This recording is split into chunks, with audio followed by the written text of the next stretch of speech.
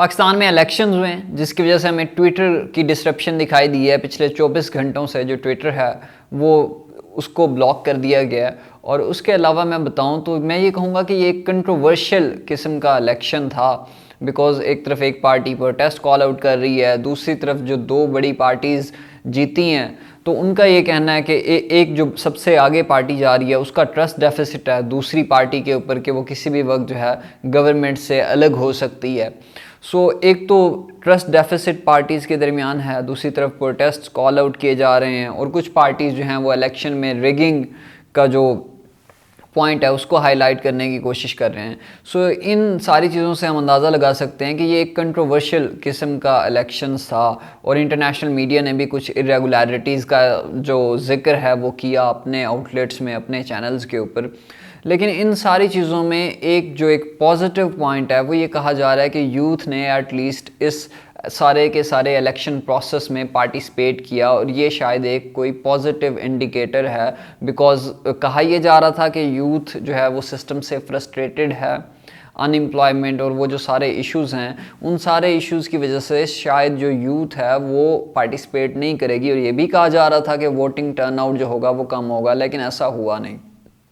क्योंकि काफ़ी सारे जो वोटर्स थे उन्होंने पार्टिसिपेट किया। और कुछ पॉलिटिशियंस का ये कहना है कि ये जो ट्रेडिशनल पॉलिटिक्स थी उसके ख़िलाफ़ रिवोल्ट थी यूथ की। एहसन इकबाल साहब ने भी यही बात की कि जितना भी वोट अगर पीटीआई को दिया गया तो वो इस वजह से दिया गया क्योंकि ट्रेडिशनल पॉलिटिक्स के ख़िलाफ़ एक सॉर्ट ऑफ रिवोल्ट की गई यूथ की तरफ से। शायद जो यूथ है वो स्टेटस को चैलेंज कर रही है, शायद जो यूथ है वो चेंज चाह रही है और उसको ये लगता है कि जो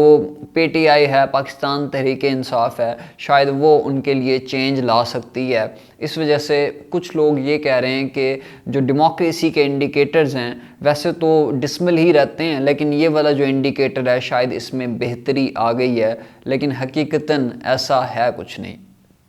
उसकी कुछ वजह यह है कि जितनी भी पॉलिटिकल पार्टीज़ ने मैनिफेस्टोज़ दिए उनमें जो मेन इश्यूज़ थे, यानी कि यूथ का सबसे बड़ा जो मसला है अनएम्प्लॉयमेंट का है, एजुकेशन का है, और ये वो मसाइल हैं जो यूथ फेस कर रही है। महंगाई तो है ही जिसको वो सारे लोग जो हैं पाकिस्तान के वो उसको इंड्योर कर रहे हैं, लेकिन मसला ये है कि ये वो मसाइल थे बेसिकली यूथ के। लेकिन इस हवाले से किसी भी पार्टी ने कोई, हम ये नहीं कह सकते कि कोई अच्छा प्लान नहीं दिया आप लोगों को, कोई प्रैक्टिकल प्लान नहीं दिया कि हम आके इन मसाइल को एड्रेस करेंगे। उसके बाद भी जो यूथ है वो वोट के लिए आई है, तो इट मीन्स कि यहाँ पे मसला कुछ और है और वो मसला है पॉपुलिज़म। पॉपुलिज़म क्या है उसके ऊपर हमने पहले ही वीडियो बना दी है कि जो पॉपुलर लीडर होता है वो किस तरीके से अवाम को ख़ुद के साथ इंटीग्रेट करता है, और पीटीआई ने वो किया सोशल मीडिया के थ्रू, एआई की स्पीचेस के थ्रू, और सिग्निफिकेंटली उन्होंने अपने आप को कनेक्ट किया लोगों से, और यही वजह है कि फिर वोटर्स जो हैं वो बाहर भी आए हैं। लेकिन एक रिपोर्ट है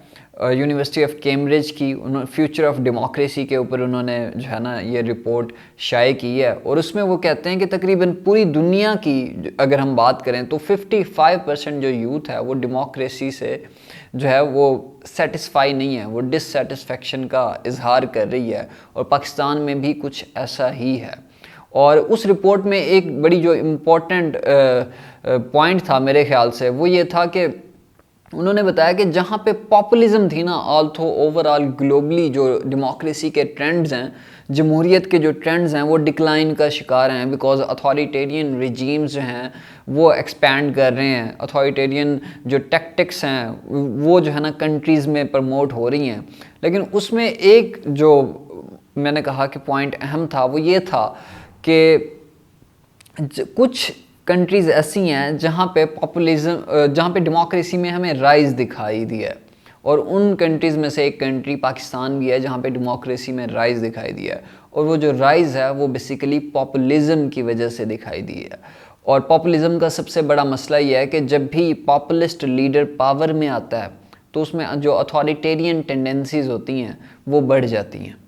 और उसकी वजह से जो यूथ का या फिर जो सोसाइटी का जमहूरियत के ऊपर यकीन होता है वो दोबारा इरोड होना शुरू हो जाता है, वो ख़त्म होना शुरू हो जाता है। और दूसरा पॉपुलिज्म का मसला ये है कि जो प्रोमिसेस पॉपुलिस्ट लीडर्स करते हैं उनको वो फुलफ़िल नहीं कर पाते। चाहे आप किसी भी एक लीडर को उठा के देख लो, उसको एनालाइज कर लो, चाहे आप इमरान खान साहब को एनालाइज कर लें इन्हीं इंडिकेटर्स के ऊपर कि क्या वो जो प्रोमिसेस आइडियल किस्म का जो यूटोपिया आपके सामने रखा जाता है क्या वो फुलफ़िल होता है 2018 के इलेक्शंस के बाद। या फिर आप डोनाल्ड ट्रंप को ही उठा के देख लो। सो बेसिकली पॉपुलिज्म जो है उसका सबसे बड़ा मसला यही है कि जो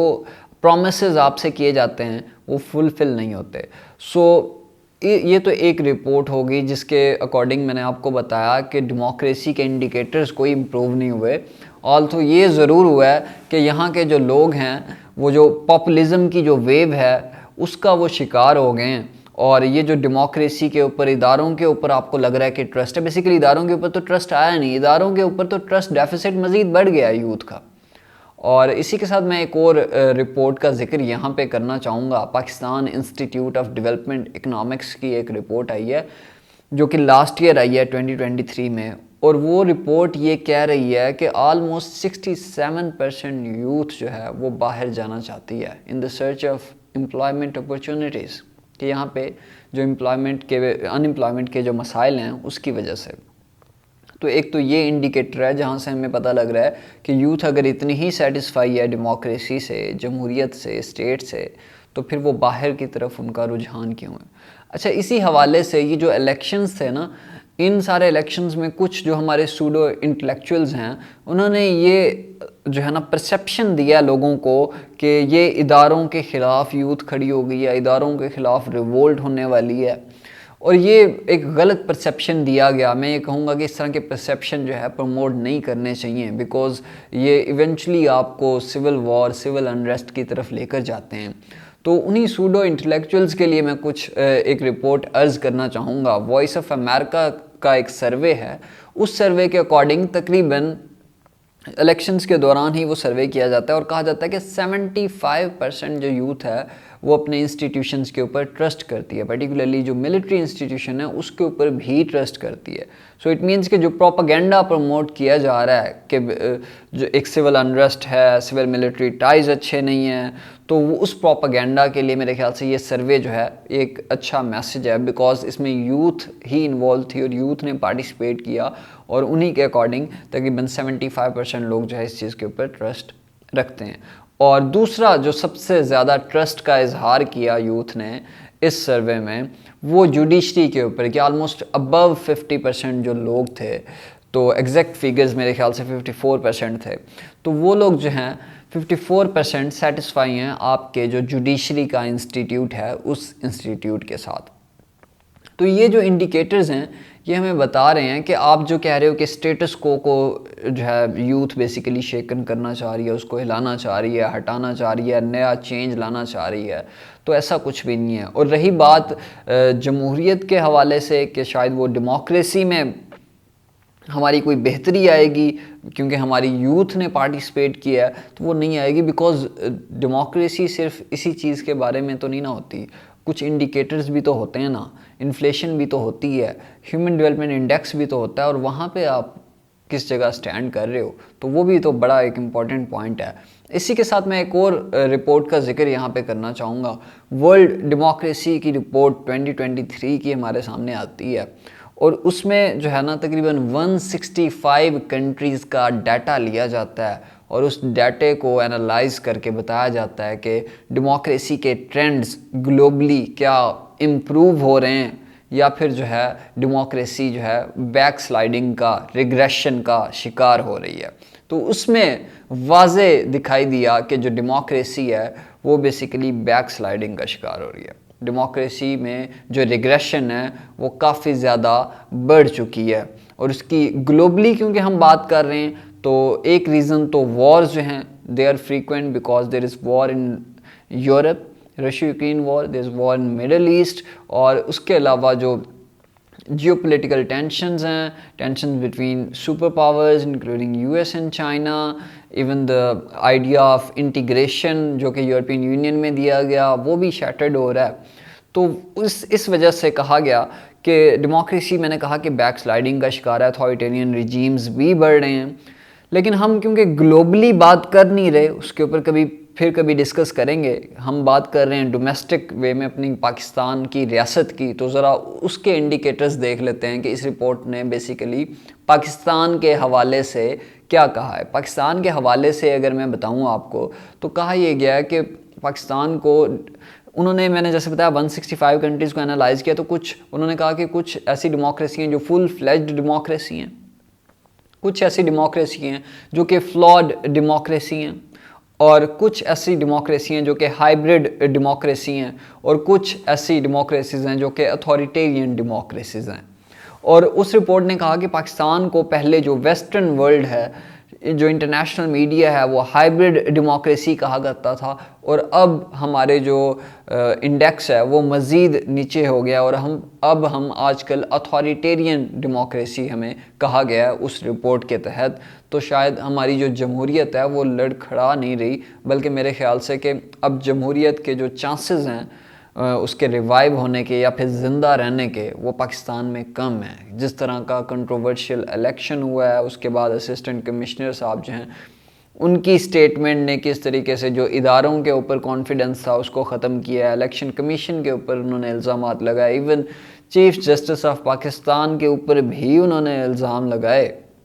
यानी कि एक ऐसी बॉडी जो कि जहाँ से आपको फाइनली इंसाफ मिलना होता है, उस बॉडी को जो लीड कर रहा है उसके ऊपर भी जो है ब्लेम किया गया। तो खैर उसके ऊपर तो अभी इंक्वायरी हो रही है कि वो सच था कि नहीं, लेकिन क्योंकि जैसे मैंने कहा कि ये एक कंट्रोवर्शियल इलेक्शन था, और इससे जो आपकी थोड़ी बहुत जमहूरियत के, मैं ये कहूँगा कि वो जो ज़िंदा थी उसकी भी अब जो है मौत वाक़ई हो गई है बेसिकली। तो आपसे मुलाकात होगी अगली वीडियो में, तब तक के लिए अल्लाह हामी नासिर।